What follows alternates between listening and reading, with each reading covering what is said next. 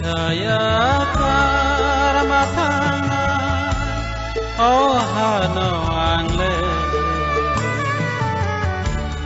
hano marut matangnya ya kematangan। রাজ্য জুড়ে তো আমরা সবাই জানি যে একটা পরীক্ষার্থীরা একটা বাস অ্যাক্সিডেন্ট হয়ে মৃত্যুবরণ করেছে একজন, আর কিছু সংখ্যক রয়েছে যারা আহত। কি বলবেন সেই বিষয়টিকে নিয়ে? দেখুন, আসলে যে ঘটনাটা ঘটেছে খুবই দুঃখজনক, হয়তো বলে শেষ করার মতো নয় আর বলার মতো নয়। কারণ যে মা সন্তান হারিয়েছেন, যে সীতার স্বামীকে হারিয়েছেন, যে বোন তার ভাইকে হারিয়েছেন, খুবই দুঃখজনক ব্যাপার। যেহেতু আমরাও শুনতে পেরেছি, আমরাও এসেছি, ও তো আর নাই, ওদের পরিবার রয়েছে, তাদের সঙ্গে সাক্ষাৎ করেছে। বোন জামাই কিছুটা আহত হয়েছে, ওনাকেও দেখলাম। ম্যাডাম, আমরা অনেকের কাছে বিভিন্ন লোকের কাছে বিভিন্ন রকমের কথা আমরা শুনতে পেলাম যে এর দায়িত্ব নাকি সরকার।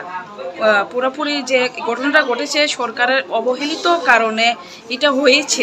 কি বলবেন সেই বিষয়টিকে নিয়ে? সরকারে তো আপনারা রয়েছেন, আপনি একজন বিধায়িকা, কি বলবেন সেই বিষয়টিকে নিয়ে? দেখুন, ওখানে বিভিন্ন জনের বিভিন্ন মতামত থাকতে পারে, কিন্তু দুর্ঘটনা যেগুলো হয় সেগুলো কাউকে বলা কথা তো হয়েছে ম্যাডাম। যদি বহিরাজ্যে পরীক্ষার্থীরা যদি না যেত তাহলে সেই ঘটনাটা হয়তো আজ হতো না। সেই দায়ী পুরোপুরি সরকারের।